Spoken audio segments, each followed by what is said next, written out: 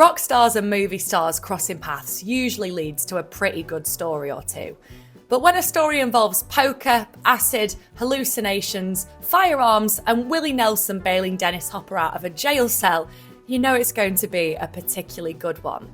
Now, despite moving in the same circles, having similar interests and similar friends, Willie Nelson and Dennis Hopper hadn't actually met until this fateful night.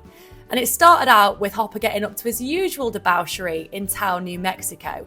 He told Texas Monthly, "I'd gotten in a poker game in the Taos Plaza, and part of the winnings were some tabs of acid, so I just took them and continued to play.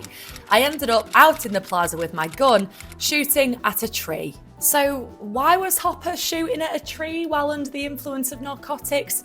Well, because he thought the tree was a feral bear that was intent on eating him for dinner. Obviously. And then just as he was being arrested, two very unlikely guardian angels appeared in the form of Willie Nelson and his third wife, Connie. He continued, "Willie and Connie got me out of jail. I got in the car and Willie said, 'We're going to Vegas.' And I said, 'Well, I've got to go and get some clothes, Willie.' He said, 'No, you don't. We're going straight to Vegas and we'll get you clothes when we get there.' So we drove from Taos to Vegas. He had a gig at the Golden Nugget, and actually, it was the last time Elvis played." You'd think the situation couldn't get much stranger, given that Nelson had just posted bail for someone he'd never met before, bundled him into a car, and then embarked on a road trip to Sin City. But things did when they bumped into the Wild Bunch director Sam Peckinpah and decided to paint the town redder than I assume it had ever been before. Hopper said, "I hadn't got a clue how Willie knew I was in jail in Taos. At the time, I couldn't imagine how Willie Nelson even knew who I was." And his bemusement didn't quite end there, because he also couldn't decide if it was real or a police setup. "I freaked out," he said.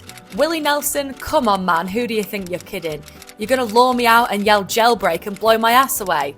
But I thought, hey, be cool, you are, after all, hallucinating all of this. There is truly only one person in the industry that this could have actually happened to, and while it would have been a once-in-a-lifetime story for most people, it was just a day in the life for Hopper.